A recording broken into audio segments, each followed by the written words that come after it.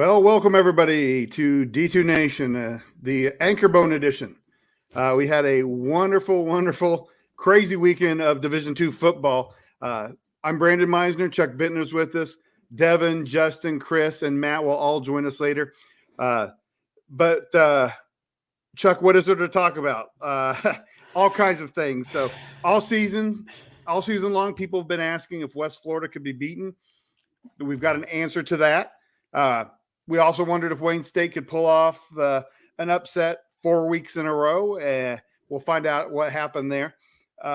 6 teams ranked in the top 10 lost yesterday, which is the most I've ever seen. But tonight we will start with the AnchorBone Classic, and it was a classic, Chuck. Jared Bernhardt returned for Ferris after missing a couple games, and he was able to lead Ferris. He threw for 217 and 2 touchdowns, ran for 116. Grand Valley actually outgained Ferris 381 to 364, but Grand Valley had 3 costly turnovers. It is the 5th straight win over Grand Valley for the Bulldogs. So that's pretty remarkable, don't you think? Five straight for either team in that rivalry.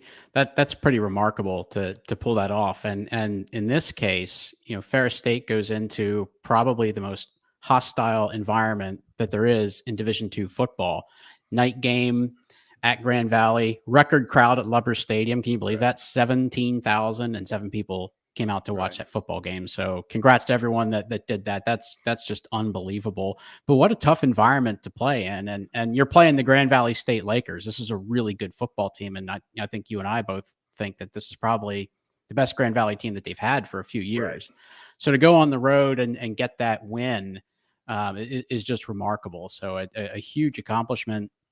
And, it really has major implications now. And, as we start to forecast towards the end of the season, there's only 4 weeks left. So we're already getting down to, the crunch time towards, the championship race. And we're going to start looking at regional rankings really soon. And obviously there's still work to do. Everybody's still got to win the rest of their games. But if you play this out, I think, Brandon, you and I probably believe that there's really nobody that can give a really good challenge to Ferris or Grand Valley. Michigan Tech's a solid football team, and they're playing Ferris this weekend, so they have to be ready for that. But if you play this out towards the end of the season, both teams should win the rest of their games. So the result of this one most likely determines the GLIAC championship, and very possibly determines who ends up being a top seed in the regional rankings, who ends up hosting playoff games. Right. And, that's a big advantage when you get into November if you're hosting playoff games. So huge game with major implications, and just a remarkable win for Ferris State. Well, since we made a lot of assumptions about what's going to happen and put a target squarely on their back, let's bring on the victorious coach of the Ferris State Bulldogs. Tony Annese joins us. The Bulldogs win 35-28. Thanks for joining us, Coach. We appreciate you being with us. Thanks for having me, guys. Well, first of all, before we get into the nitty-gritty of the game itself, talk about the atmosphere in front of 17,000 people. That had to be a great game to compete in. Well, it just wasn't 17,000 people that just showed up to sit quietly. It was 17,000 passionate human beings that.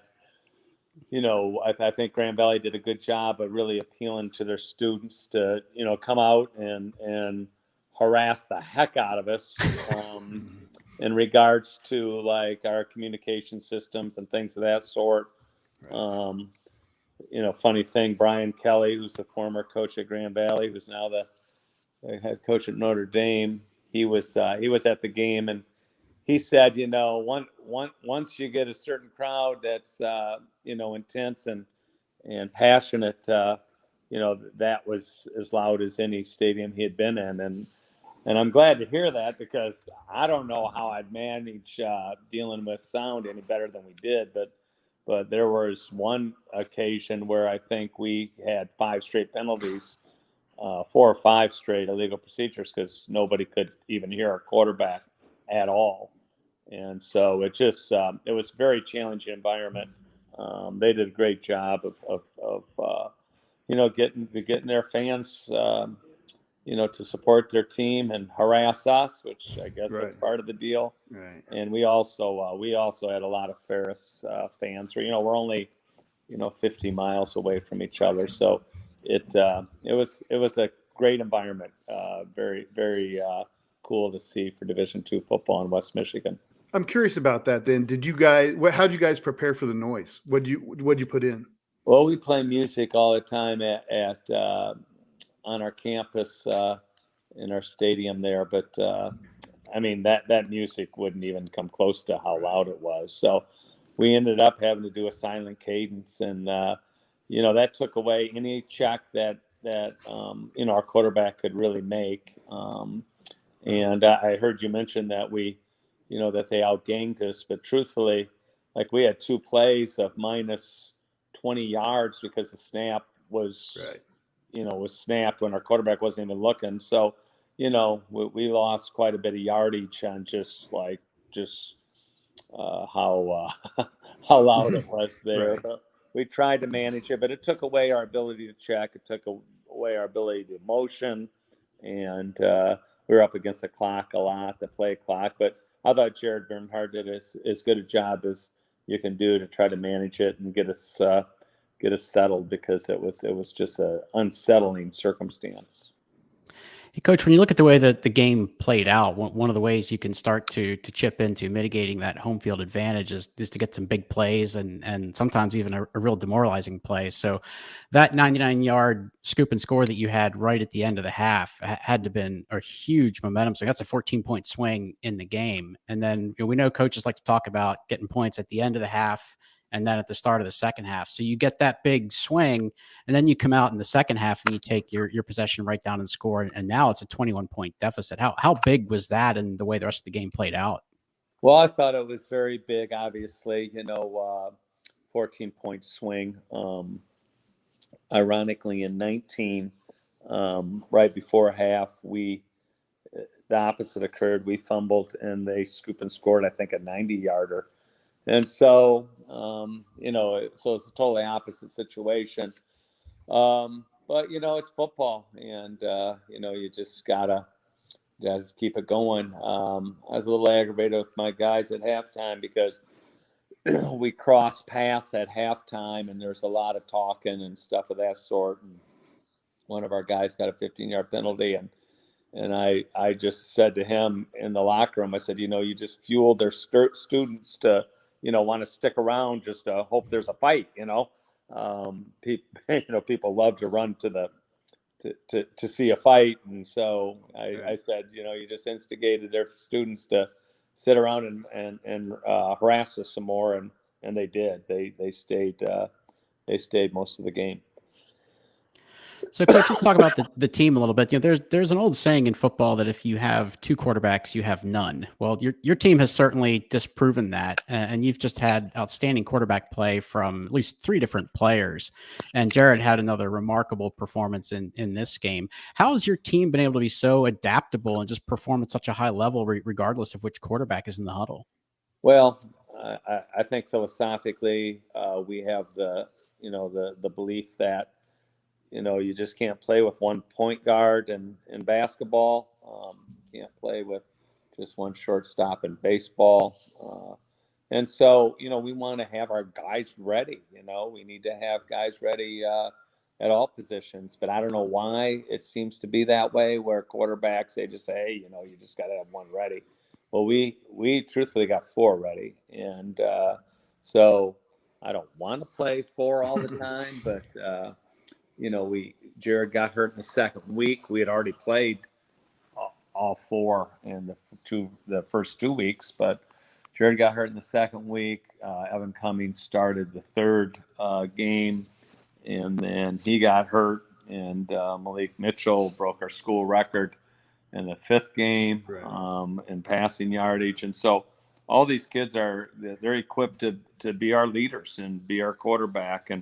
And Jesse Rivera is the 4th one, and he's been in, but he hasn't got a start yet. But and we manage practice that way. We're a no huddle team. We script plays for each quarterback, and we share reps completely in practice. So we got 4 guys that share reps and feel like they can manage our system effectively.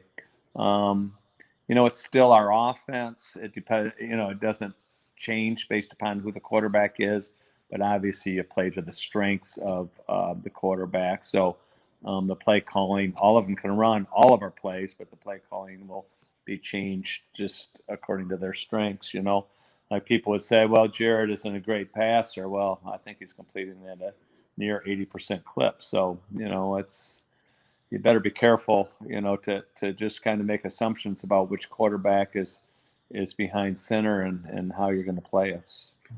All right. So let's talk about Jared for a second, and let's go a little inside baseball. Recruiting's interesting. How did the player of the year in Division I lacrosse end up a Bulldog? Well, funny thing, he was looking for a place to play college football, and the COVID year, we had already seen his film. He'd already sent it to us, and prior to the March 13th day where COVID kind of hit, and he was playing lacrosse in Maryland. But prior to that time, we had already got him committed to us. And he was looking for an opportunity to play college football.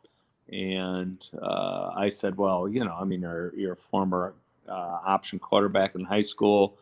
We'll let you run our system. And, we like a lot of quarterback run plays, design quarterback runs, and a lot of read plays. And so we want to be that kind of system. And so he liked the idea. And so he committed to us before COVID, and then once COVID hit, obviously he went back to play at Maryland for another year. We didn't play in the fall of 2020, and so now he's here with us in the fall of 2021.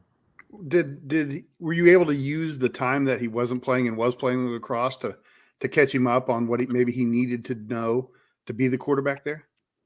He is probably the most committed film watcher I've ever seen in my life. So I believe he knew our offense better than anybody else not being here, because he studied so hard. So their head coach there in lacrosse, the day he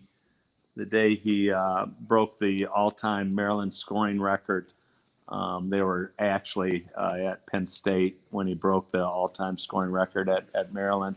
And Maryland's got an unbelievable tradition of lacrosse, by the way. So when he broke the record, the coach said he celebrated by studying football for 3 hours on the bus trip back. So that's how committed he is to just being able to know everything that he needs to know to execute a system. And then the other thing about him is, like, today after a big win, he's still mad at the things that he didn't do well. And so he can't focus on the things he did do well. It's all about, perfection. And that's just his mentality and the way he works. Quarterbacks are a special breed. So, Coach, when you look at the rest of the season, you still have 4 weeks to play. You come off this huge win over Grand Valley State, and obviously winning big games, being undefeated at this point in the season, this is not new territory for Ferris State football. But how do you talk with the team about making sure they stay focused on the next task at hand and make sure you take care of these next 4 games to get into a good position for the postseason? Yeah, I don't know what it is about our guys, but I've been able to trust that they're prepared every week with great discipline and a good understanding of what it takes to be at your best. I think we just won our 34th straight regular season game, and so, but we got to go to Michigan Tech this weekend. They're really having a good season, and so we got to go up there and play great. They're truthfully, because they play Grand Valley twice. We've got one opponent in the GLIAC where you play a team twice, and so they played Grand Valley already, but it didn't count as a conference game, which is strange. And so they're 3-0 right now in our conference, and we're 3-0 in our conference. So it'll be a big game. I'm sure their coach will have them fired up, and you just got to go up there and take care of business. I don't know if you guys know Michigan, but it's not around the corner to go from Big Rapids, Michigan to Houghton, Michigan. Excuse me. It's like 8.5 hours. So, 8 hour bus ride. Yeah. So well, since Chuck took the practical route, I want to take a less practical route. I believe it was during the preseason you had a quote where you talked about that the Fair State program has not had a season that ended with a win since 2013. Is this the type of team that you think can accomplish the task of finishing with a win? I mean, that's so hard to predict. You would hope that, it's going to happen eventually. We lost to West Florida in 19 in really a heartbreaking fashion. Like we were ahead and about ready to go up 10 points. And we fumbled down by the goal. Our receiver reached for the goal and it squirted out of his hands as he was just inches from the goal. And it was a fumble. It went out of the end zone. They got it at the 20. Those things, you're like, dang, you're just inches away. And in 18, obviously, we lost to Valdosta in a shootout 49-47 in the national championship game. So, we've won a lot of playoff games. We've beaten some really good teams. I mean, beat Northwest Missouri State a couple times.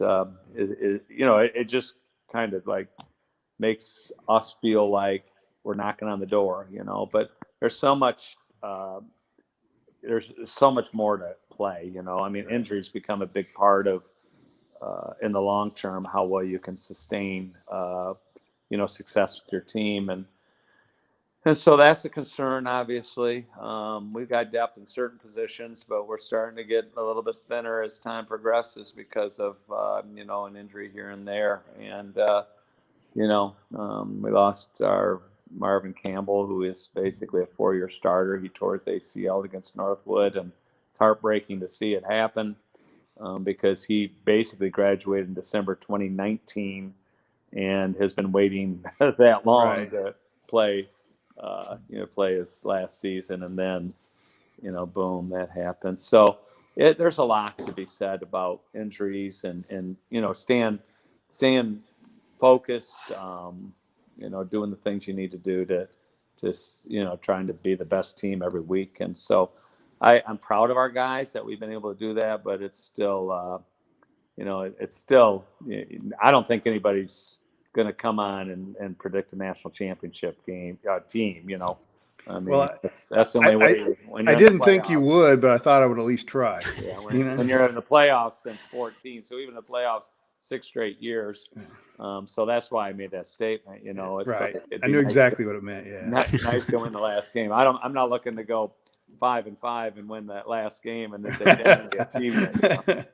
Exactly. So yeah. All right. Well, Coach, thank you very much for joining us, taking the time out of your Sunday evening, and congratulations on your win. Best of luck the rest of the year. Thanks, guys. Thanks for having me. Thanks, Coach.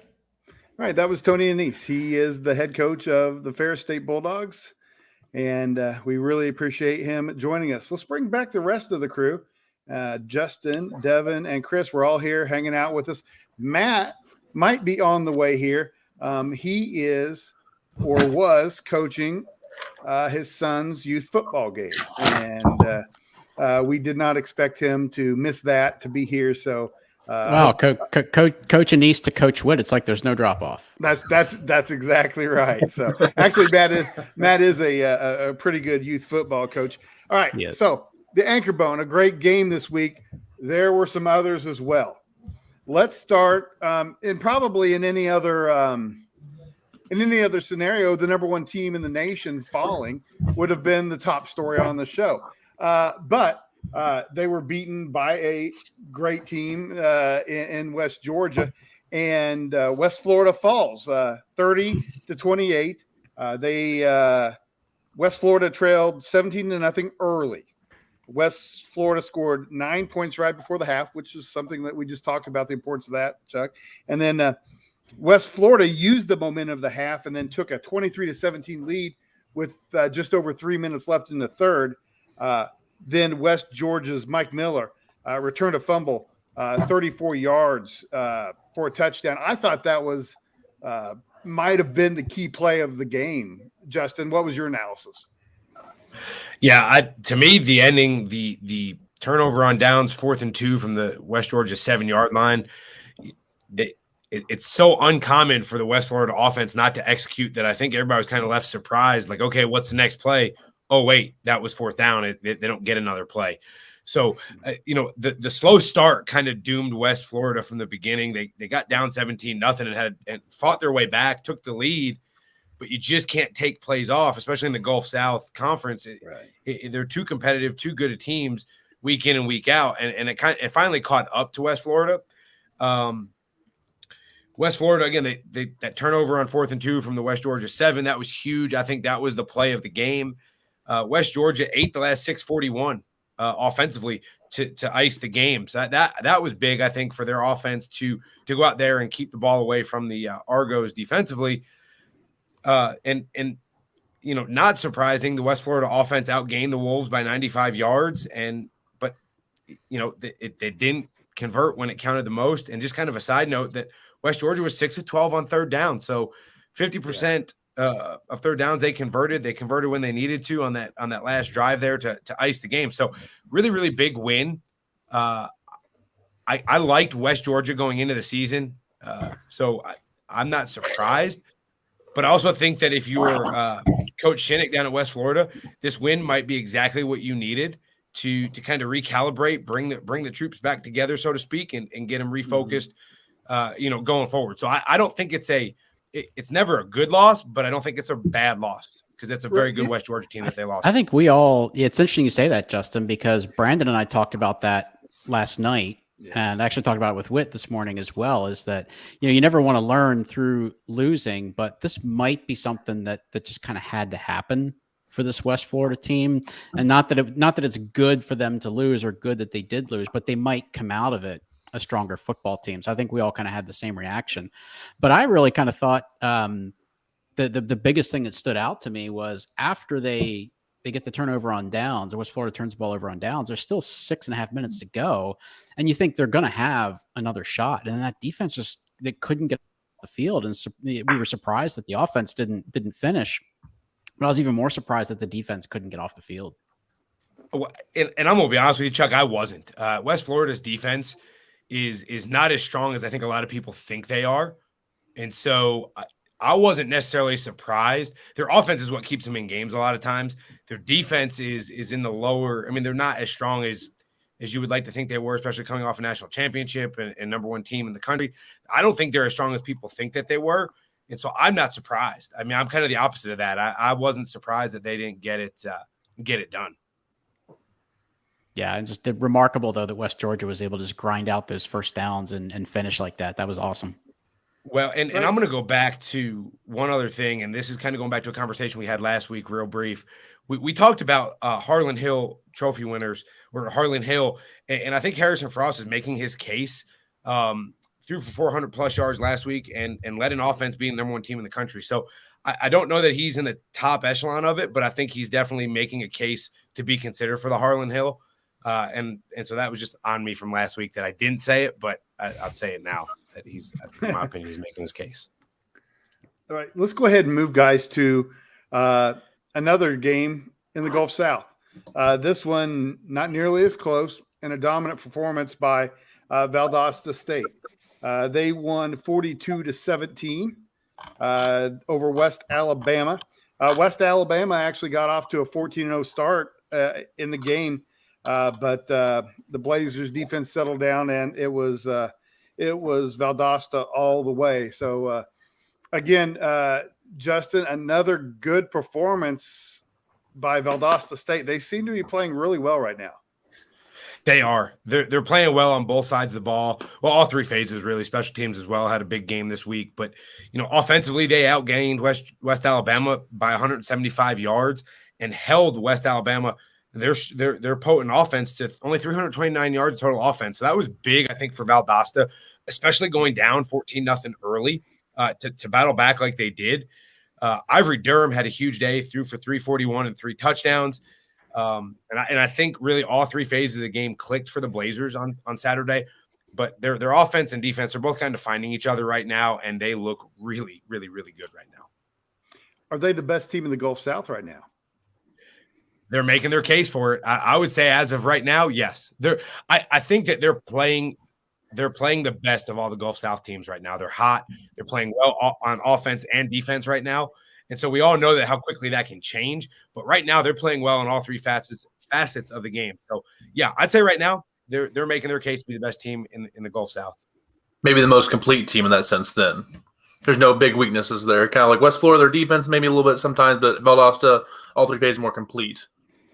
Yeah. So, when you look at the stats offensively, I want to say that they were second in the league in offense and they were first in defense, in scoring defense. So they're both first and second going into this week's action, offensively and defensively in the league. So I think that's going to speak for them. And they've played tough competition. I mean, they've played tough games up to this point, both conference and non-conference games. So, what they're doing right now is impressive. I think that they still have to play the West Georgias and the West Floridas. So, time will tell, but they're making their case. Jonathan, as the editor of the website who has to deal with team names, I agree that there are tons of Wests in the Gulf South, but I think I think the MEC might have it beaten because there's, West Virginia Wesleyan, West Virginia State. Maybe that's it. Anyway, you got West Liberty, West Virginia Wesleyan, West Virginia State. Yeah, used to be West Virginia Tech back in the day. There used to be West Virginia Tech, yeah. Yeah, but no, there are. I noticed that myself. That's a funny. All on the East Coast, funny by the way. observation. What's that? All on the East Coast, by the way. Yeah, it's kind of like Midwestern State being in Texas, Yeah.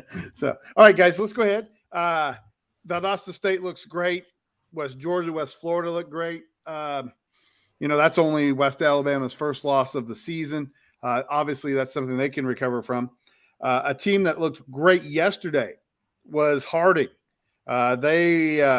Earlier in the season, we got a lot of complaints that the only reason Harding was ranked over Henderson State was because of reputation. And I think that Harding showed why they deserve to be ranked. They won yesterday 46-21 over the Reddies. Ruining one of the teams that ruined my picks this week. That's right. Harding was in control from start to finish in this football game. Cole Chansey, their fullback, led the team 231 yards and 4 touchdowns on the ground. So, Chris, this is Harding doing Harding things and controlling the football. Yeah, pretty much. I mean, so Henderson passed for 251 yards, and Cole Chansey had 231 yards. I mean, that's how impressive this performance was, and how much Harding's defense slowed them down. I turned this game on right as it was like 29-7, and the Henderson announcers was like, "This game is logically over, and it's the third quarter," because they knew that ball control is Harding's specialty. And their drives weren't really that long. I think they had like one scoring drive of more than 7 minutes, but outside of that, they just gashed Henderson's offense to the left, to the right, and right through them. So, I mean, I think we've kind of put that to rest that there's a reason why Harding gets a lot of attention, and this game showed it. Well, and I think Justin will back this up a little bit. Justin, it's not, I guess maybe it's, the other side of the same coin, but whenever a team controls the ball like that, it's not necessarily that they own the ball. It's that they're limiting your possessions. And, we're down by 28 and we're going to get the ball 3 times at most. That's why it's over. All right. Yeah. Okay. When you take the ball, and a lot of times it's not you trying to keep the ball. It's you trying to limit their possessions for the amount of times they can score, knowing that you can score when you touch the ball.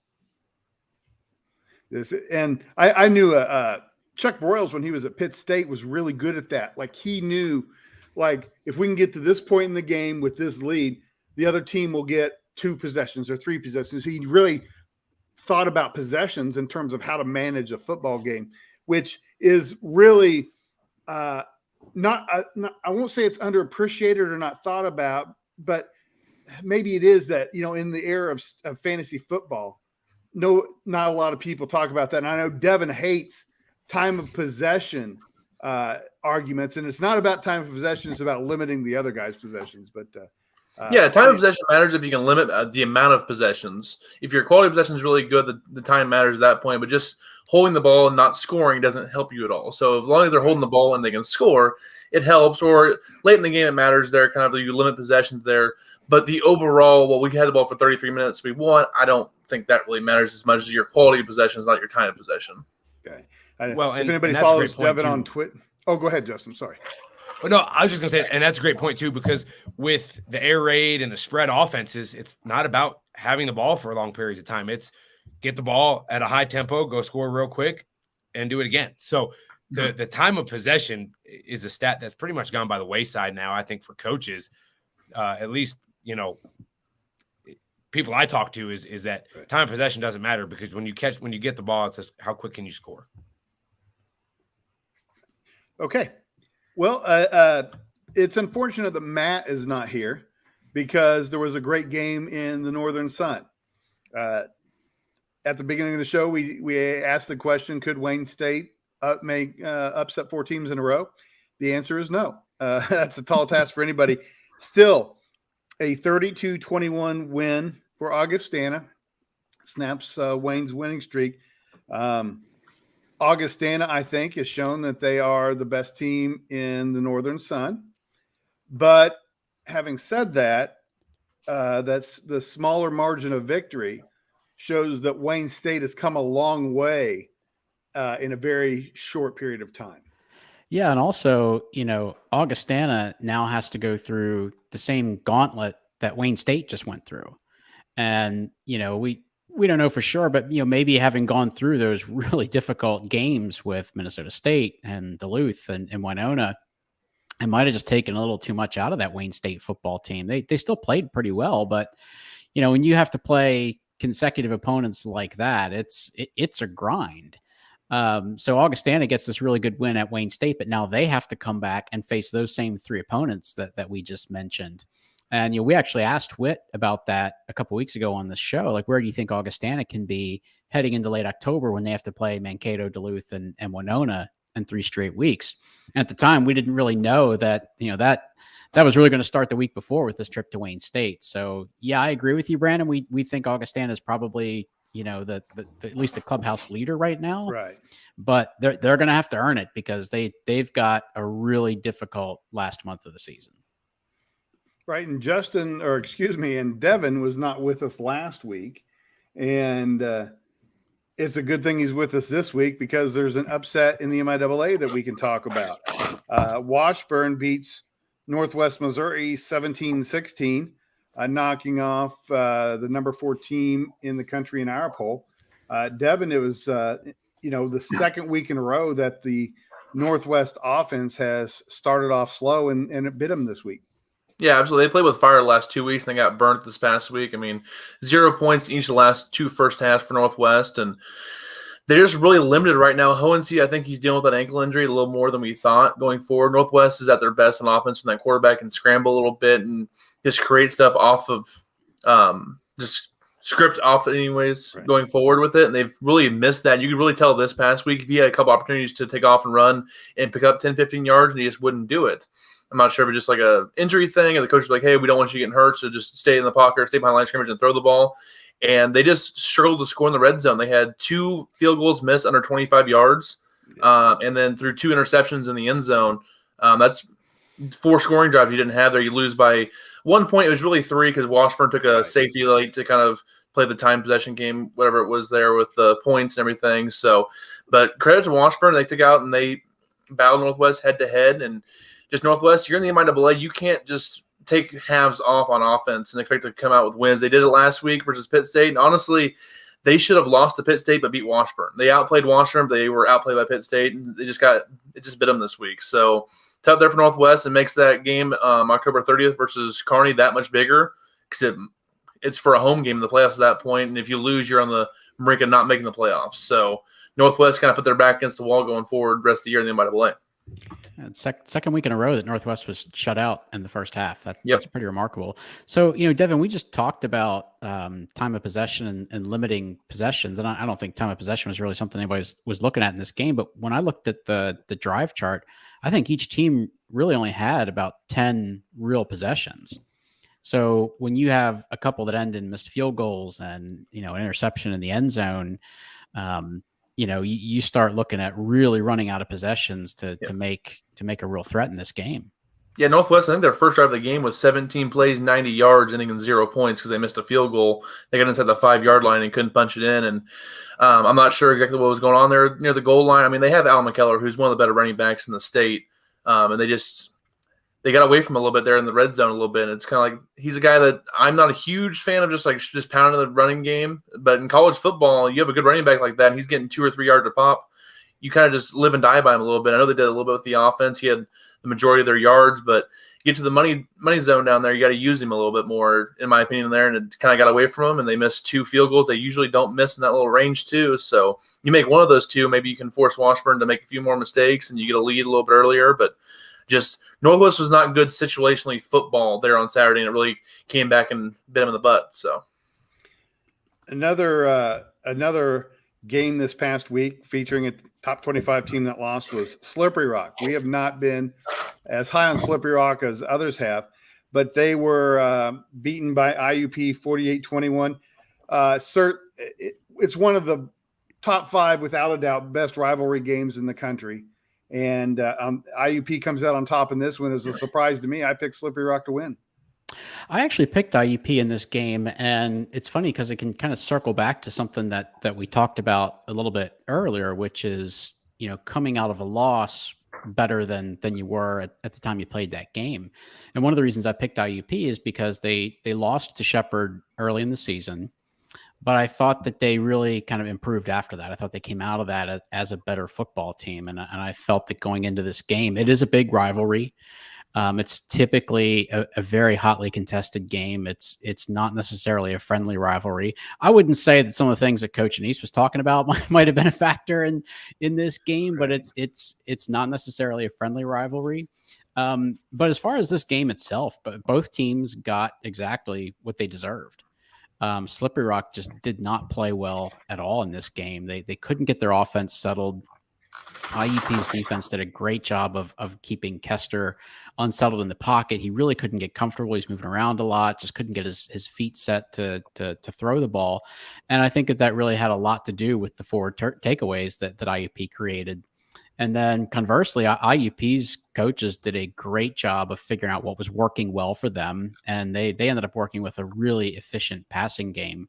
5 passing touchdowns and just a really efficient passing offense. So, it was another one of those situations where a team really bookended the half, and it had a huge impact on this game. IUP scored late in the first half within the last minute, and then they come out in the second half and take their first drive and go down and score. So it was really kind of a theme for the weekend, how that impacted games, because that was the Ferris game we talked about. And also Harding did the same thing. They really bookended the half with points. So it's another game that's got huge implications on conference standings. Because remember, the PSAC is a divisional format. So it's got a huge implication in the conference standings. And I think by the time we get to the end of the year, it'll be a big factor in regional rankings as well. But now IUP's got to come back and play another rivalry game. They have an undefeated California team this coming weekend. Well, Chuck, I'm sorry. Was somebody asking a question? Yeah, I was going to mention, I remember seeing on Twitter, and I think, Chuck, you like this as well, but they were talking about the margin of victory in this rivalry, which I thought was really, really interesting. It is. I'm glad you mentioned that, because I had that as a talking point. That was actually our friend Matt Berglund kind of did the research on that. And even though in terms of wins and losses, this has been a pretty even rivalry, when Slippery Rock wins, the margin of victory is pretty small. The last 4 times Slippery Rock has won in that game, the margin was 9 points or less. And when IUP wins, it's like a 21-point margin each time. So their last 4 wins in the series, it's been like 20 or more points. So it's just interesting how this plays out. When one team wins, it's a big margin. When the other team wins, it's much closer. But the series itself is very competitive. Chuck, how far back does that date? Do you know? I don't know if he put the actual timeline on that, but he said the last 4 that IUP won in the last 4 that Slippery Rock won. So we're talking about the last decade. Oh, okay. I was thinking historically that might make sense because IUP's been historically the most dominant team in the PSAC. So that's why I was curious about what the timeline was on that one. But let's go ahead and look at the final top 10 team that lost. And to me, this was the most surprising one. Wingate lost in overtime to Barton. Coach Chip Hester, their first year playing, and the Barton Bulldogs are able to win an overtime game. I was watching that game, Chuck, and at the end, Wingate had tied it up, and then Barton missed a field goal it was blocked to win the game. So Wingate had all the momentum going to overtime, and you thought as the more veteran team, a team that's played more, that they would probably come away with the win, but that was not the case, obviously. I would have thought that overtime would have favored Wingate just because of more experience on special teams, just really good offensive line. But it just didn't work out that way. I mean, they completely failed to execute in the overtime. They fumbled on their first possession. Barton recovered, and then Barton scores a touchdown. So really, really interesting game. It was a surprise. It definitely was a surprise. I did write in my column that I thought this could be a tighter game than we might think, but I definitely did not think that Barton was going to pull an upset. These same two teams played back in the spring, and it was not a close contest. Right. But what's changed a lot since then is Barton has just done a remarkable job getting better at the line of scrimmage on both sides of the football. I mean, they could not compete with Wingate back in April. They couldn't because they just didn't have the line of scrimmage strength. And what they've done to improve the line of scrimmage and be competitive, not just with Wingate, but with the other teams that they've been playing as well. It's pretty remarkable what they've been doing. We can talk about what Wingate didn't do well, but it's more fun to talk about the fact that Barton, as a first-year program, is 4-3, and they've got a chance to finish the season with a winning record. And they're playing a full SAC schedule. They're not a SAC member. They're playing as independent, but they're playing a full SAC schedule. It really shouldn't be possible to be where they are. They're way ahead of the curve. They're playing extremely well. They have 2 of the best offensive players in this region, in their quarterback Jaquan Lynch and their running back Jordan Terrell. And I just talked about how well their offensive line is playing. So it's just remarkable that they are where they are. And I mean, somebody on Twitter gave me a hard time for calling them a first-year program because they played football 70 years ago. This is a first-year program. I guess it's possible some of the guys from the 1950 team still have a few years of eligibility, but this is a first-year football program, and it's pretty remarkable what they're doing. Complaining about that is that's a case of being factually incorrect but still truthful. It is a first-year program. So yeah, we're calling it a first-year program. All right, so that is what happened last week. One of the most interesting weeks. What's that? Crazy week. Yes, one of the most interesting I can remember, and we keep saying that, but they keep topping each other. It's not hyperbole.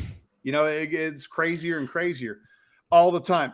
So Inkblot from the message board has been running his predictions of what the playoffs might look like were they to start tomorrow. He did that, and then we have that. Matt, are you ready to join us? I'm sorry, Matt, we can't hear you when you're back there. Are you good to join us? Are you able to hear me? Yes, we are. Yes. So okay. All right. Did you get the win? Of course we did. 13-0. We're going to the chip. Great. Right. Congratulations. Shut out. We like it. All right. Well, Matt, I know you probably heard we were talking about if the playoffs were to start next week. Inkblot had worked on them, and this is what they look like. In Super Region 1, it would be Bentley, Kutztown, Shepherd, IUP, Notre Dame, Findlay, and Charleston. Those would be the teams that made it. In Super Region 2, it'd be Valdosta State, Bowie State, West Alabama, Albany State, West Georgia, West Florida, and Wingate. That should be 2-7, not 2-8. Wingate would be the last team in. In Super Region 3, it would be Ferris State, Harding, Grand Valley, then Grand Valley, then 3-4 is Lindenwood, 3-5 is Kearney, Nebraska Kearney. 3-6 would be Northwest Missouri. And then 3-7 would be Henderson State. In Super Region 4, be Colorado Mines, Central Washington, Midwestern State, Angelo State, Augustana, Wayne State, and Minnesota Duluth. As you can see, there's a swap there where Augustana would go to Super Region 3 and Henderson State would be in Super Region 4 in order to alleviate some costs in the playoffs. So not as interesting as it was the first week we ran it, but still is interesting to see a potential swap. In addition, we'll know the official regional rankings after this week's play. Is that correct, man? Next Monday. Yeah. Next Monday. Okay, Yep, great. yep. So, and obviously every week we have more information. It's easier to predict and more accurate to predict. Now, Brandon, it's kind of interesting the fact that it's not always the same teams that we see moving. You know, like in this case, Augustana going to Super Region 3 in this current snapshot in time, and Henderson, obviously on the move. And I don't recall those two being two of the names we were talking about moving before. So it's kind of interesting the way that, it's, as we've talked about before, one game or one outcome in terms of making the field can have a huge difference on where guys are going. Right. I would theoretically, couldn't one team one outcome affect 12 teams? Yeah. I mean, theoretically, it won't happen because practically the distances don't work it out, but theoretically it could happen. So, for what we do, it makes it a lot of fun, but I'm sure it's not as much fun to be on the committee and figure that out. So, in any case, let's move on, guys. We're talking about predicting what would happen. Some of us were not very good at predicting what would happen this week. Oh my goodness, I am one of them. I went 2-3 this week. Oh, look at that. It's just horrible. Matt, you did the best of everybody. Nothing horrible about that. Nothing horrible about that. Well, so poor Justin. Leave it to Slippery Rock to let me down. Exactly. They didn't like the shade you've been throwing all season long. So not very good at all. And I had figured out the standings. Not that we really care; they're that important. But Chris. Oh, great! Thanks for bringing them to light, though. Yes. Chris and I had been tied for the lead, but now Chris has taken the lead all by himself. So now I don't have the sheet here, but you're way back there. Is it all because of the Pitt State outcome? Okay. No, it's more than that. You've been pretty disappointing this year. I mean, really. My ex-wife.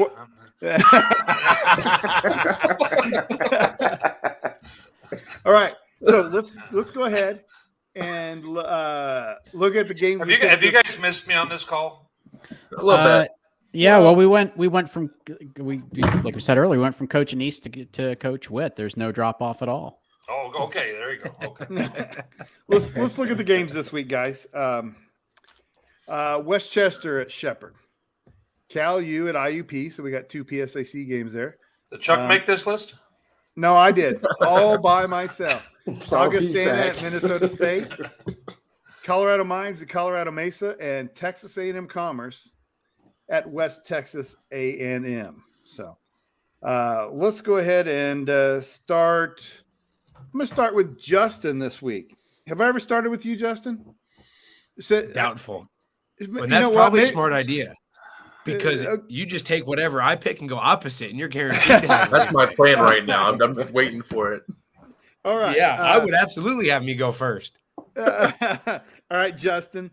Westchester and Shepherd. I'm going to take Shepherd. Okay. Devin. Well, against my better judgment, I'm going to take Shepherd too. So. Okay. That was a bad idea, Devin. Sorry Sorry about it, buddy. Well, I'm going to have to go with you guys as well because I got fantasy football riding on this, and he's my QB1. So Shepherd all the way. If he wins this pick'em because of fantasy football, we're never doing the pick'em or fantasy football again. I don't know which one it is, but all right, Matt. I saw Westchester been playing better, playing pretty well. I do too, yeah. But I'm gonna go with Shepherd. I've been actually pretty high on Shepherd in my voting this year. So yeah, I'm going with Shepherd. All right. I tend to predict. I've never done a pick 'em ever. This is the first year I've ever done it, and like I do when I talk about it, I tend to base it on tradition and long term more than short term. And so I'm going to have to go with Shepherd in this one, although Westchester over time has been a really good program. Chuck, are you going to make it unanimous? Yeah, I am. Okay. Westchester has a good record, and they've played well against competition that's not quite as good. Right. The two best teams that they've played, they were not really competitive. Well, I shouldn't say they weren't competitive, but they did not do well in those games. They are coming off what's probably their best performance last week, beating East Stroudsburg, but I don't think that they have enough for Shepherd. All right. Another PSAC game. Cal U is at IUP.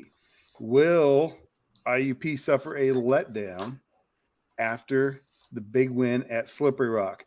Devin Albertson gets to make the selection first. I'm going to go with IUP. I don't think Cal, kind of the same thing. Hasn't really played a whole lot of great competition this year. So give me IUP a little more tested. I kind of just trust him a little bit more. Okay.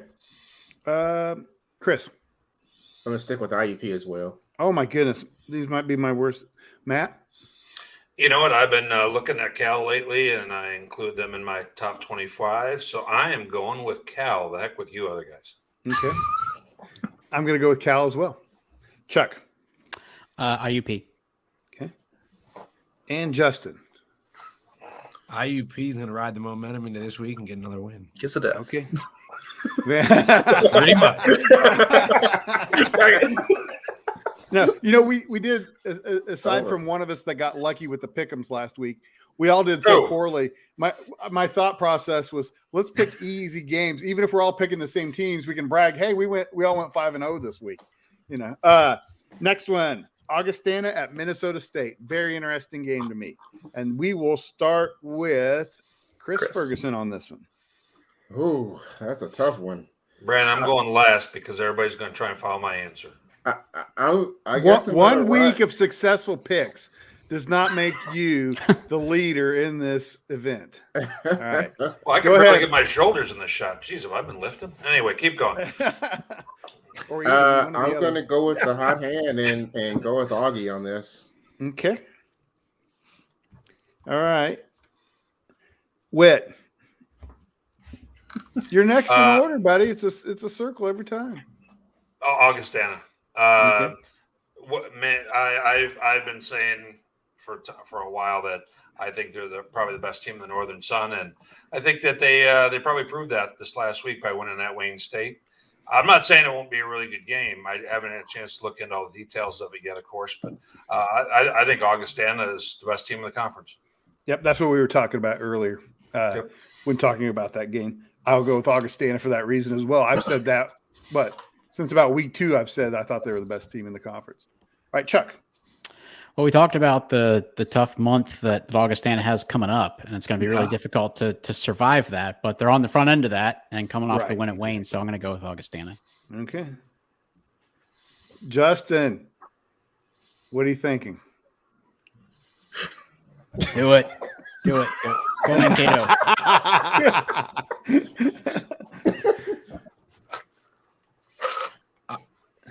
We're going 0-5 this week, aren't we? What? I'm going Minnesota State. So all right. I'm gonna roll the dice. All right. I'm not right any other time, so I might as well try something different. Hey, you were right on Friday night. I saw it on Twitter, buddy, or on Facebook. Yeah, that's right. So, all right. Well, I was going to roll the dice and try to be. What's that? Go ahead, Justin. Sorry, Devin. I said, as long as I'm right on Friday night, that's the one that really matters at this point. Exactly. Well, I was going to roll the dice and be opposite, but since Justin went with Mankato, I'm going to go with Augie. Just keep it safe here. I'll get the win. So, all right. All right. Colorado Mines and Colorado Mesa. Mines, the only undefeated team in the RMAC, but Mesa's had a strong season. Whit, you get to go first. Yeah, thanks for putting me on the spot when buddy of mine coaches Mesa. That's great. Well, if you had more friends, it'd be harder. But since you only know like 3 people that'll stand you, you guys been talking about me the whole show. Not at all. Not at all. So anyway, I'm going to go with my guy Tremaine and Mesa at home, right? Yes. Oh, that punches the ticket right there. Okay, I haven't been real impressed with Mines, to be honest. I'm not saying that they're still not the best team in the RMAC, but Coach Jackson can coach a little bit of defense, and their offense has been making plays and scoring plenty of points. I like them in this one. They should have beaten Pueblo. I like them winning this one. That's very disappointing because I was going to pick Mesa as well, and I thought I might be the only one. Apparently you can't now that I have. Well, I mean, it's never really a good idea to follow your lead, but nonetheless, I'm gonna Costanza this and go the opposite direction. But no, I'll pick Mesa. All Chris, right, Chris, you got your map back. Yes. Okay. Where is Mines and Mesa? Well, no, I figured since you're doing regional discussion that all of a sudden you were going to do like show and tell up there or something. Okay. Yeah, I should like divide it up by like super regions next time. Yeah, we're going to need a little bit better work from you there. But I'm sorry, Chuck. I popped in on you. I am very tempted to go with Mesa in this. I think that they do have a really good defense, and frankly, I think that Mines has struggled offensively in a lot of situations. But they are undefeated. They're a pretty tough team to take down, and I am going to go with Colorado Mines. Okay, Justin. I was going to stick with the undefeated Colorado Mines. Okay. And Devin Albertson? Go Ordeggers, Colorado Mines. Okay. K. Ferg, what about you? Yeah, I'm going to have to go with Mines on this one. Right. I think Mesa has the opportunity to knock them off, but the Mines is the safe bet here. All of your names are going on their bulletin board right now as we speak. That's fair. All right, the last game. Texas A&M Commerce versus West Texas A&M. Commerce has been shuffling, but they were able to win this past week. West Texas had a really nice win in the wagon wheel game. It's a rivalry game against Eastern New Mexico. I go first this time, and I'm going to pick West Texas. Chuck. The season's been a little bit of a slog for both of these programs and not quite up to their expectations, but a win in this game would go a long way to turning things around. I'm going to go Commerce. Okay. Justin. I'm going to stay with Texas A&M Commerce. I think they've underperformed this year, so I look for them to have a big game this weekend. All right, Devin. Last time I saw West Texas play a athletic event, they were down by 40 in the championship games. I'm gonna go with Texas A&M Commerce. Whoa! Shots fired. That's all for Chris right there. All right, Chris. Well, as a graduate of one and a student of another, this is a very hard game to pick. Yeah. But I think that there's one team that seems to be rounding in the shape a little bit better than others, and there's one team that lets me down in the big game. So I am going to go with Commerce. All right. And Matt, you'll be the last to pick. Okay. I think Commerce still has kind of an outside shot of potentially making the playoffs in this wild season. I'm going to take them. I think their defense is just going to be too much here. Very good. All right. Well, I'm either going to look like a genius or look as dumb as I typically do. So we're hoping for the genius part, guys. Brandon, did I miss the part of the show where you guys did all the kicker trivia and everything? No, we're just getting to that right now. Oh, farts! I was hoping I missed it. Okay. No. We moved the schedule around so you could be a part of it. Oh, that's tremendous! Yeah. Thank you. We actually Chuck made that joke to me about 5:00 that something about a punter or a kicker. I can't remember what it was, but nonetheless. So he's on this too. Okay. Yes. Basically, a need to give you a hard time. So I got a fresh set of index cards. I'm ready to go. All right, very good. So let's look at the first trivia question. These are all about programs, wins and losses. So in this question, it's the highest ranking Division II team. Now this, I misspelled divisions, obviously, but don't worry, we were going to point that out. Nah, I didn't notice it until now. Okay, so this is the highest ranking D2 team. Now it's where they rank at all divisions against all schools by winning percentage. So it would be number one all time in D2, but we're going to show you where they rank among all divisions. So is the highest ranking D2 team all time by winning percentage Grand Valley, Minnesota Duluth, Northwest Missouri, or Valdosta State? Okay. All right, guys. We'll see your guesses. C, A for Wit, D. All right. I have no faith in this answer. You should not have faith in it. Yeah. The answer is Grand Valley. They have the highest all-time winning percentage at 738. It's that private jet money. What's that? It's that private jet money. Hey, that's real. That's real. How can you lose when we got a fleet of them? So, all right, let's go to the second question, guys. Okay. Now, again, division misspelled. I must have copied and pasted. The highest ranking D2 team all time. It's all divisions. Now, this is just by wins. So, like, for instance, if Hillsdale was in the NAIA, this counts. This is your program wins. Is it Carson Newman, Hillsdale, Pittsburgh State, or Tuskegee? I was going to go with Pittsburgh State, but we already know we have history, so I stayed away. All right. Okay. All right. Sorry, man. Oh, are you kidding me? Yep. I was right. Yep. Well, everybody had their answer up, so the answer too is the NAIA stuff there for me. Yep. Now they're tied for 33, 719 wins. All right. Question 3, guys. All right. So let's go negative here. What is the most losses by a current member of Division II? All right. Colorado Mines. I noticed Crookston wasn't on the list. Yeah. You know what? Crookston's might be involved in one of the questions coming up, buddy. So maybe not. They were going to be. I think maybe they weren't. But Colorado Mines, Missouri S&T, Newberry, or Washburn. Which member has the most losses? Okay. D, C, D. I believe it is Washburn. 588. It's lots of losing, guys. Wow. All right. Hey, shout out to Missouri S&T, by the way. Tershawn Wharton plays for the Chiefs, had an interception day from his D lineman position. That was pretty cool. So good D2. Yes, I did see that. Go Chiefs. So we always celebrate any D2 guy, performing in the NFL. My goal for those guys is make as much money as you can and stay as injury free as you can, and get absolutely. out. All right. So, which school without a championship has the highest all-time winning percentage? So we know Grand Valley had the highest. These are schools without a championship: Bentley, IUP, Texas A&M Kingsville, or Westchester. All right, let's see what we got. B, C. Chris, you're the only one that deviated.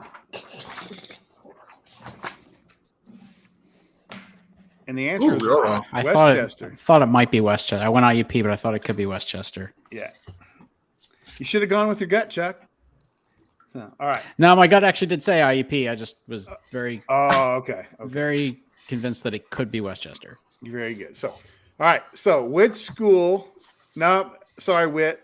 We did not have a Crookston, although they were potentially involved in the lowest winning percentage question. But which school, no longer playing football in D2, had the most wins prior to 2017? This program wins. Humboldt State, LIU Post, which was CW Post at one time, St. Cloud, or Tarleton State. All right. No faith in this answer, but we're going to go with it. Nor should you, Devin. Yeah, I don't have any faith either. I'm going to change my answer then. No, you're not going to change it. I saw it. All right. Okay. All right. So here's your answer, man. We got A, B, C, C, D. All right. It's C, isn't it?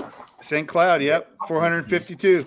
Believe it or not, Tarleton State has a losing record all time. So it's what's that? But not that surprising. All right. So again, we don't keep scoring. It doesn't matter, but it is fun to see what everybody guesses. Let's look at viewer questions now, guys.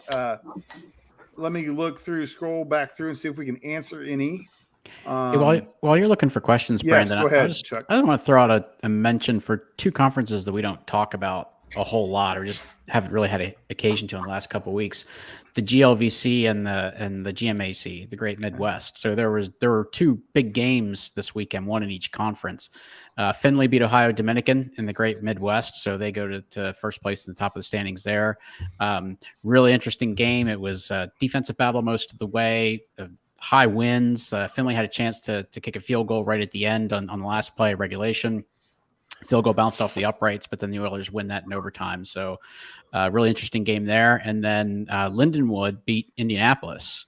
Really good game. UIndy was really looking good in the first half. They're up by 13 at the half. And then Lindenwood came out and really flipped the script and had a great second half and got that win. So now they go to the top of the standings. And Lindenwood's only one loss team in Division II. Their other loss is to an FCS team. So both of those teams, I think you saw in Inkblot's projections that Findlay would be a playoff team as of right now. So kudos to both those teams. There's still a lot to settle on both of those conferences, though. Now, Chuck, the quarterback of Lindenwood was it Cade Brister? Cade Brister. Yeah, went down with an ankle, and that could be kind of a big thing for them because he's a dual threat type player for them and can be a pretty explosive weapon. Yeah, he was most of their offense in that game. There's no way they come back and win that game. The defense did a great job. They shut out Indy in the second half, but there's no way that Lindenwood comes back without him having a big game. So yeah, obviously we're going to hope for the best for him. Do we know anything about the extent of the injury? I don't, but I know somebody who writes for the GLVC. In fact, I see him check it in here. Hey, Brian.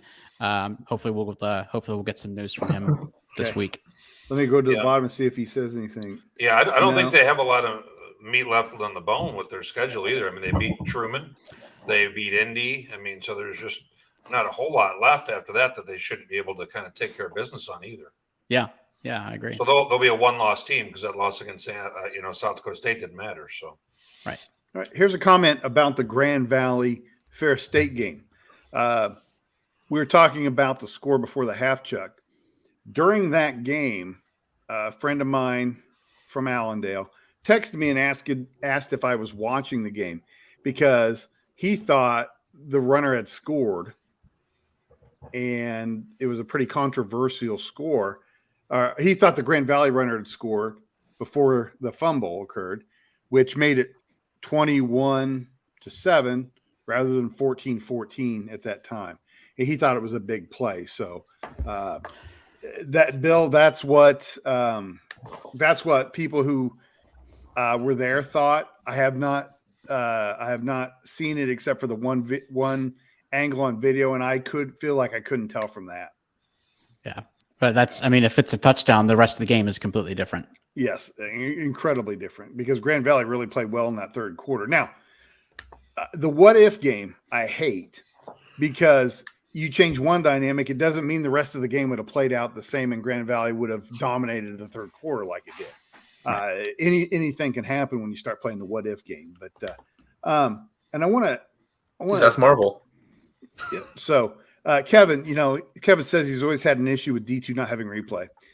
It's kind of a money thing, but I guess it's more of it is money because you need to buy the equipment, but it's really that there's not standardized video equipment from one place to the next. It's the quality of the video, and I have a little bit of inside experience with this. I won't out the school because I shouldn't have been there when this happened, but I actually had an opportunity to be in the room at halftime of a playoff game when officials were reviewing video of a targeting call. Mm-hmm. This is about 5 years ago at a playoff game, and I was invited into this room because I actually had a photograph of the play, a really good photograph of the play on my camera. And the sports information director of the school asked me if I would give them the photo so they could look at the still along with the video. And this is a school that actually has pretty good video production quality of their games, but you just don't have the number of different angles and the ability to slow it down and really look at it, and to put that in the hands of the officials during the game is extremely difficult to do. The only thing that they really look at even in playoff games, I don't remember if they're doing replay for playoff games, but they will look at targeting calls, but they'll only do it at the half. Right. It would be great if we had it. It would change games. It would change the outcome of games. But I think it really is just about the availability of the technology, the cost, and the quality of the video. All right. Next question, Chuck. Who's your favorite to come out of the SAC now that Wingate was upset by Barton?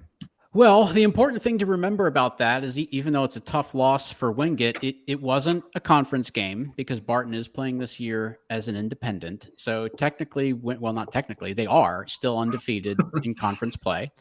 So they're still a favorite. That said, a couple teams that I really like the way they're playing, really like Mars Hill right now. And Wingate plays them late in the season. I really like how Mars Hill is playing. Their defense is very good.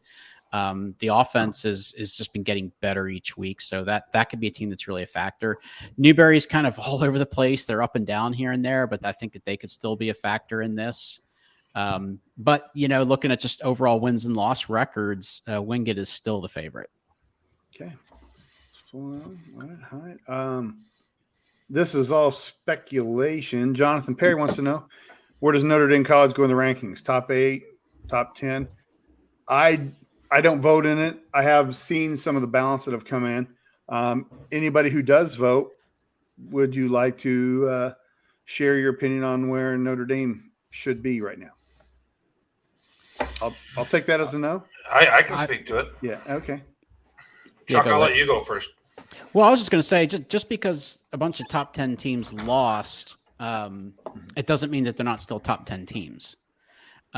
So there was a lot of movement, but not necessarily a lot of changes in who's in the top 10 to top 12, because I think Grand Valley is still a top 10 team. I think Northwest is still a top 10 team. They've exposed some problems, but I think they're still a top 10 team.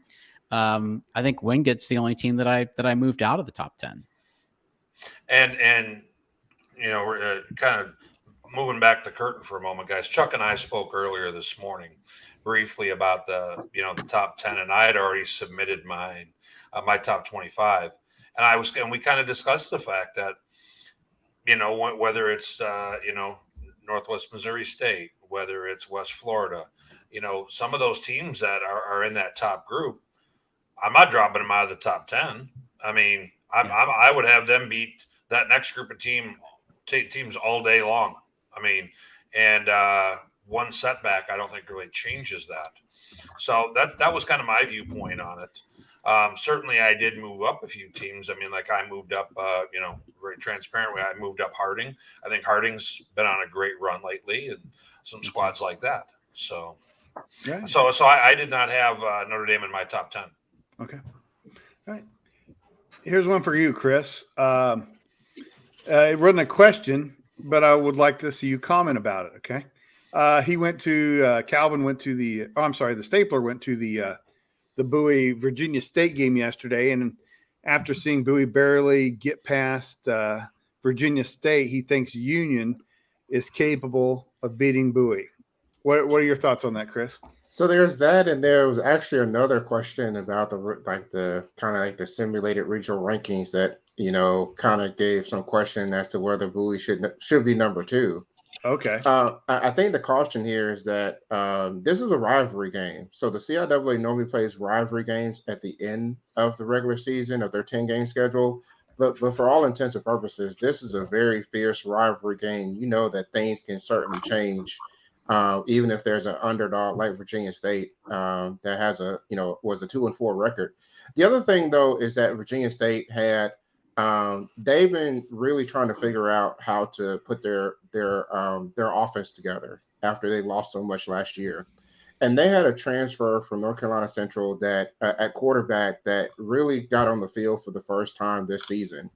And he played very, very well. And you can tell that he has in-game experience versus the other quarterbacks. And so, they got the running backs. They have the offensive line. I think he kind of single-handedly like made a big difference for the Virginia State offense. One of the craziest things about this game is both teams had 500 yards of offense, and Virginia State was down 21-3 at the end of the first half, and this game was a 51-44 game. And that's rivalry games. That's how insane this game was. It was remarkable to see how they just came back and just scored on in every way they could to hang with Bowie. So I don't think that this is a reflection of Bowie as much as it is how underrated Virginia State is, and this is not the same Virginia State team that started the year. Okay. All right. So Champ wants to know, did anyone who watched the Ferris game notice the horrific officiating both ways? The GLIAC needs some real help in this area somewhere. There's a junior high game that they got this crew from. I'll be honest, I don't know if it's just, being a grumpy old man, but I think the officiating is as bad as I've seen it. It's my one complaint about the season so far. It's been bad in the MIAA as well. Devin, I was right behind an atrocious roughing the passer call on a player who did not touch the quarterback yesterday, and it was right behind the end zone, and the other team was about the team with the ball was about the 4. It happened in the end zone, and it was absolutely atrocious. Having said that, you know how you fix every problem? Whit and I deal with youth athletics a lot. Okay, he coaches baseball and football. I coach youth baseball. Everybody complains about youth umpiring, and it's it's legitimately bad because it's sometimes young kids officiating even younger kids. But you know what fixes that? Money. So if all of a sudden the salary is or the pay per game is twice as much, the quality of officiating will improve, and that's the only thing that'll fix it. Otherwise, it'll just be where it is. And one thing about the Division II is it loses lots of good officials to higher levels because the pay's higher. It's just the way it works. I was listening to the Grand Valley State radio broadcast last night.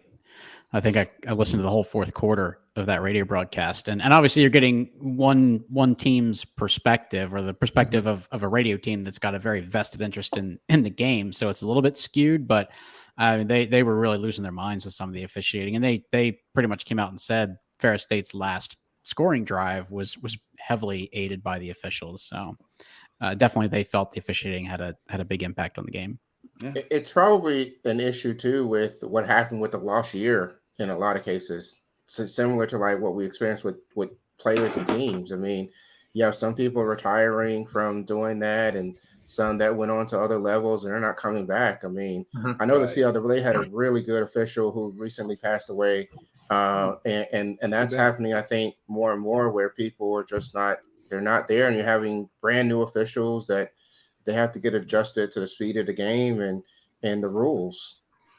Yeah, you're seeing a lack of officials at all levels of football kind of deal where you're having trouble getting guys for games. I know I cover high school football in Missouri, and they're having to move games to Thursday and Saturday just to have enough officials to do all the games. So it's one of those things where younger people don't want to officiate, because why would you want to be yelled at by thousands of people or in games or hundreds of people, whatever it is?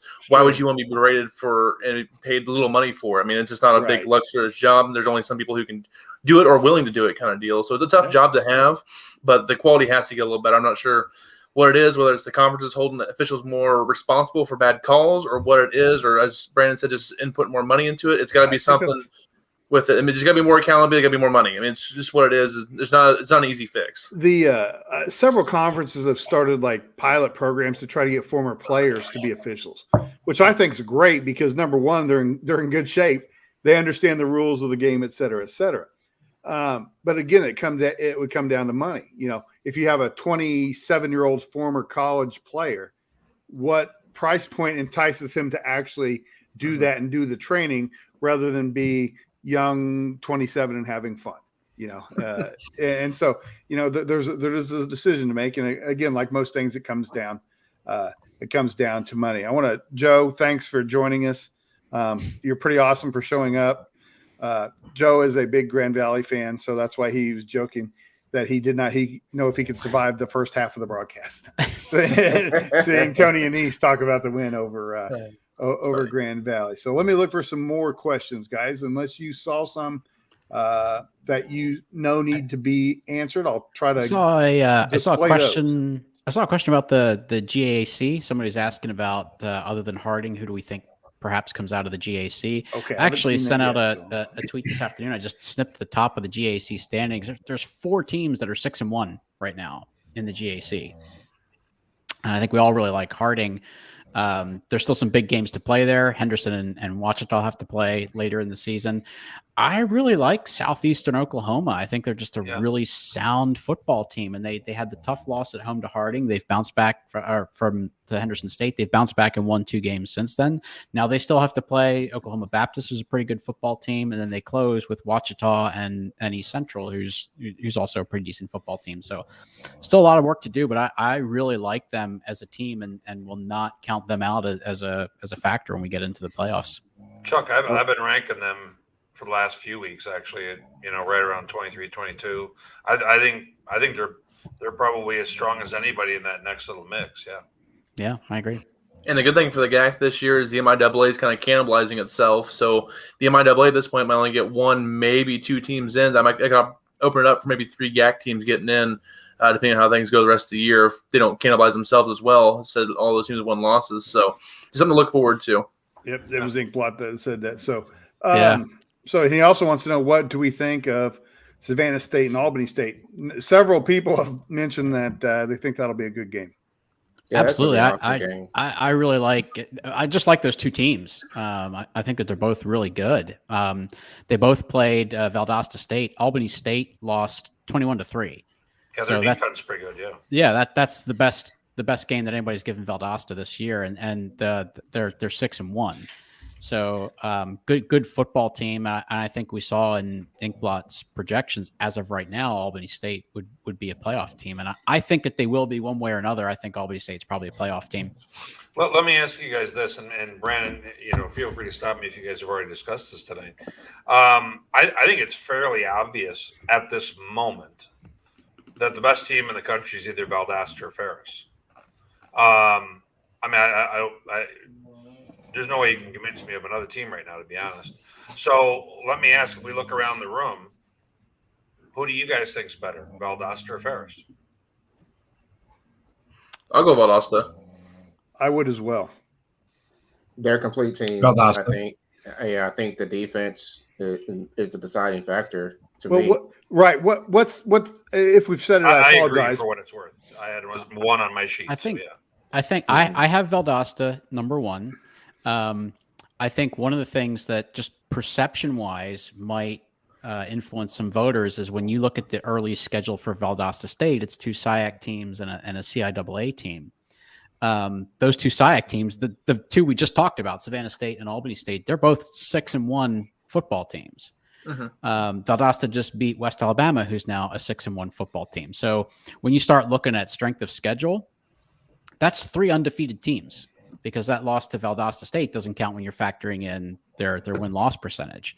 So their opponent winning percentage, there's a shorter in there that drags it down a little bit, but that's 3 undefeated teams that are really boosting that up. When you compare that to Ferris, it's not like Ferris is that far behind, but I like the body of work from Valdosta, and I actually did rank them number 1. Yeah, but also it's just, they're not just beating teams. They're just budgeting them. It is ugly. Early season, it was ugly. Yeah. When you completely boat race an undefeated West Florida, outscore them 42-3 after falling behind. And they fell behind, and they said, well, that's not us. And they recovered that deficit in no time. And then they were just ran them off the field. If you look, Valdosta has the most they've given up is the 17 this past weekend. Otherwise, who do they have left here? Let's look. Mississippi College, West Georgia. Obviously, that's going to be a great game.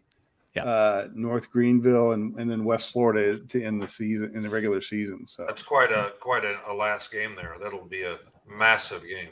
No doubt. So they'll be well tested throughout the end of the year. Right. I think that based upon the defense, you'd have to go with Valdosta. Let me look up Ferris really quick. It's interesting because these two teams met for the 2018 national title. Yeah. Sure. Yeah. Absolutely. So hold on. Put that on your trivia. What, the national championship in Y'all know it 2018? now. I'm So joking. not that long ago. Yeah. All right. So we'll look at Ferris State. Hold Now, on. now we're doing a thing here called how to navigate the D2 website. That is There's my correct. favorite FSU. There we go. All I saw Frostburg in there. right. Let's go into Brandon's private message. Your favorite FSU. There we go. I love Frostburg. Okay, so let's look at this. Looking I at couldn't say that when Annese was on the show, though. I couldn't do it. Right. Michigan Tech, Northern Michigan, Business is picking up here in a minute. Yeah. Davenport. There's yeah, I mean, Brandon, you and I talked about this before we brought Yeah, Coach for Annese sure. on. There's nobody that's going to come close to Ferris the rest of the year. Nobody. But So Ferris- if Valdosta State's not number one right now, if they continue to win, there's no question that they're going to have the better body of work. Right, Yep. but and if you Right. look, Ferris has shown that they'll give up. They've given up 45 to Saginaw in overtime, and then 28 to Grand Valley. So they appear to be a little bit more susceptible, Yeah. on defense. So Kind of like West Florida. Yeah. Anyway, I think that might be all of the questions. So there was one comment I wanted to talk about, and it's how we'll likely, unless, do you guys have anything else that we haven't covered that we need to add? I'm good. Okay. Somebody was saying, we need more subscribers. D2 is huge. The way it works is that if you share, like, subscribe, and all that stuff, really sharing on social media helps us out. So just tell your friends about it. Hit the like button. We always make a joke that every freaking YouTube account has, some little script they use about, hitting like and subscribe, and they tell you to comment because that helps the algorithm and all that junk. But nonetheless, just tell your friends about it. And if you enjoy it and you hang out with people at D2 games, they most likely will enjoy it too. Got a couple more questions, guys. Devin has to answer this one since that's his favorite FSU. Just kidding. Where would Frostburg State rank in Super Region 1 if they were eligible to compete in the playoffs this year? Number one in my heart. Yeah, that's right. They would be fairly high, one loss, right?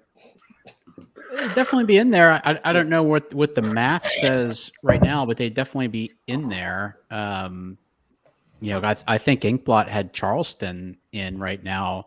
And we know that when the committees actually start talking, head-to-head competition means a lot. If they have identical records, head-to-head means everything. And Frostburg actually has head-to-head over Charleston. So they'd be in the conversation for sure. Okay. Here's another one. What do you think of Colorado Mine's position on the top 25? As a student and fan of their defense is solid, but the offense hasn't been impressive as it typically is. He thinks they're about a number 10 team. I expect a lot more out of Mines than what we're seeing this year. And I don't know what it is, but they had a lot of pieces returning, and they just haven't been as impressive as you would normally like to see them.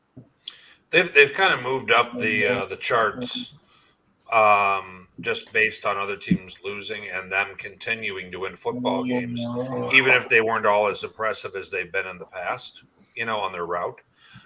So I mean, they're probably knocking at the door of being a top 5 team in the polls because of kind of just playing the game in the polls and moving up as other teams lose and everything else. Right. So, and Inkblot let us know he had Frostburg at 4th was where he had. Okay. There you go. So, Nice. there you go. All right. We talked about we talked about Harlan Hill candidates last year. Go back and watch the show. Last week. Last week. Yeah. I'm sure we talked about him at some point last year too. But yeah, we'll probably revisit that again in a week or two. Yeah. So go back and watch last week's show to get that. And then Brandon Brown wants to know, do we think Bentley has a chance to finish as the 1 seed in Super Region 1. They have New Haven in a few weeks, 5-1 club, and they finish with Assumption. I saw their schedule just the other day. Chuck, aren't you impressed? I know that stuff off the top of my head. I am too. Very, very. Yeah. He impresses himself daily. I don't like to toot my horn, but anyway. There you go. Yeah, I think Bentley probably has to be undefeated to overcome a little bit of a perception challenge there with the Northeast 10. I think Bentley has to be undefeated, but they have a very good chance to do that. All right. Well, guys, I think we're going to end everything there. I'd like to say thanks to the people who have provided video for the show for us. That'd be Fox 17, WTXL TV, ABC 27, the Harding Sports Network, News Channel Nebraska, and KSNT. Also want to thank, again, Ferris State head coach Tony Annese for joining us tonight. And even though we just mentioned it a couple of minutes ago, tell your friends about us. Share us on social media. We'd love to answer questions all night if we could. Well, at least those of us who don't have to get up at 6 a.m. But we'd love to have more interaction, and we love doing the show. And I've told these guys, like and subscribe. There's funny. Oh, yeah, Chris wanted to mention that Lincoln Lions got their first win since 2018. So good for them. I've told these guys privately that doing this show has given me new energy for covering Division II. I truly enjoy it. I want to see it grow, and I want to see it grow with these guys. So if you could spread the word, we would greatly appreciate it. Until then, we will see you next week. Devin, one thing, quick shout out to Missouri Southern went over Central Missouri this past week. Okay. Missouri Southern's come a long way the last couple of years to kind of right the ship there and not be the absolute just doormat in the conference. They've beaten UCO and UCM this year, so good for Missouri Southern to kind of get back in their winning ways a little bit and help them kind of get out of the basement of the MLA. All right, so okay, guys, that will do it. Again, we'll see you next week, 8 p.m. Eastern.